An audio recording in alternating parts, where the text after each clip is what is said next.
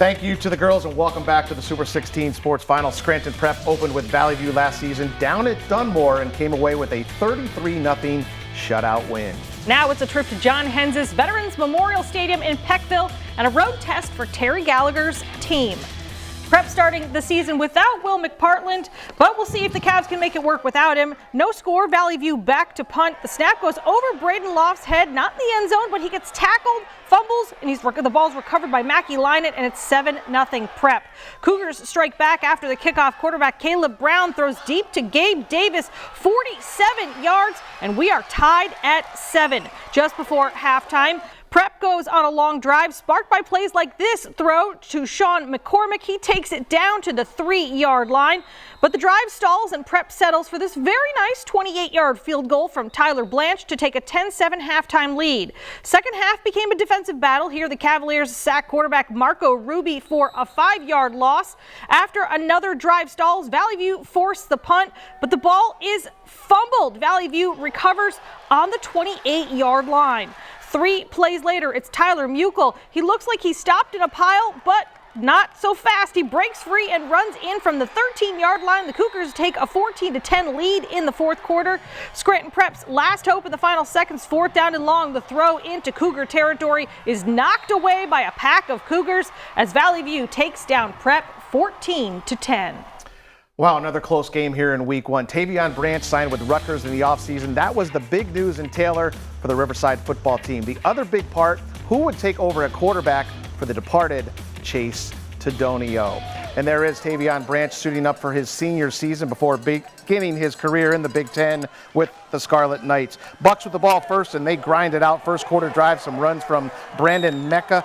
Nice hard run down to the 3. Then a few plays later from the 3, it's Jackson Harding in for Dunmore. A touchdown, extra point is good, and it's 7-0 Bucks. On the kickoff to Riverside, it goes to Braden Rose. Fields it with his heels on the 10, and then the rest is all Rose. Darts over to his right, down the sidelines. He is gone. Slips a tackle at the 10 and into the end zone on the 90-yard kick return for the Riverside Vikings. Touchdown right there. It's 7-7. Second quarter, Bucks with the ball back on and a busted play. That's the quarterback, number 9, Weston Yanone. He is going to improvise, cross back over the field, head towards the sidelines, lowers the shoulders at the 5 and into the end zone for the touchdown. They lead it 14-7. Riverside strikes right back. Shovel pass from Rose to Jared Jackson. Breaks into the clear. Nobody's going to stop him. 46 yards later, we are tied once again. It's 14-14. Riverside recovers a fumble late. They kick a game-winning field goal in OT, and they beat Dunmore. Final score, 17-14. Well, that was a nail-biter in District 2. Here are some other scores going on in District 2. Whitehall taking down number 7 Wilkes-Barre area 38-14. Number 9 Lakeland with a big win over Carbondale 52-14. North Pocono shutting out Nanticoke 56-0 the final, and Berwick beating Lake Lehman 24-7. Hazelton making the trip down to Nazareth for the 2025 opener. Nazareth's second play from scrimmage. Peyton foul zone, drops back and hits Mason Marinelli. He hauls it in and races away. 81-yard score. The PAT no good, and the Blue Eagles are up 6-0 early on the Cougars. Nazareth's next drive, foul zone, fakes the handoff, keeps it himself. In and out of defenders before eventually getting into the end zone for the score. Beautiful play right there. It's 13-0. 4 minutes left in the first. Falzone drops and makes a quick pass to Matt Laluga. Hauls it in for the short score. It's 20-0, and the Blue Eagles keep the foot on the gas. Falzone drops and hits Lance Zurcher for the 26-yard touchdown. Nazareth leads at 26-0, and they go on to win it 46-7 over those Hazelton Cougars. Number 1 Shimokin taking on Pottsville. First possession, Indians, and they go to the flea flicker. Logan Steele, 42-yard touchdown pass to Colin Steinhardt. It's 7-0 Shimokin to start the season. Second quarter, Shimokin on the march again from the 3-yard line. It's Zakeem Clinton going in for the touchdown. It's 14-0 Indians. Back comes Mike Brennan in Pottsville in the second quarter. On third down, he goes to the screen pass from their own 16, and it's a good one. This one to Juju Bainbridge. This one is good for 35 yards. down that Tide sidelines into Shimokin territory out at the 48. 6 plays later, it's Bainbridge up the middle from the 14, breaks a tackle. He is in for the Tide touchdown. Extra point is good, and it's 14-7 at the half. We go to the third quarter.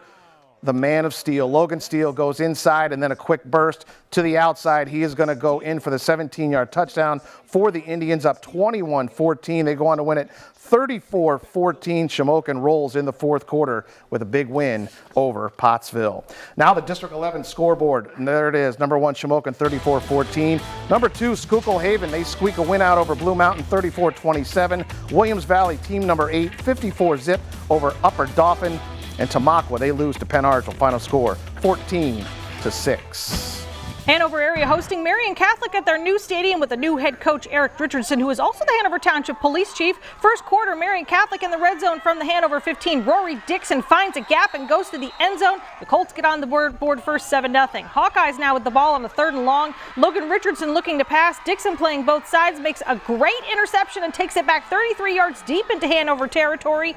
Dixon playing more like a wild stallion than a Colt in this game. Here he goes, another 23 yards in for a TD as Marian extends the lead to 14-0. Then Greg Turpak passes to Dixon, trotting off 48 yards for the touchdown. Dixon had 5 touchdowns in this game as Marian Catholic gets the win over Hanover area, 42-24. The Super 16 sports final isn't finished. We have some Saturday updates to tell you about. And of course, the sports finale. All next when the Super 16 sports final comes right back.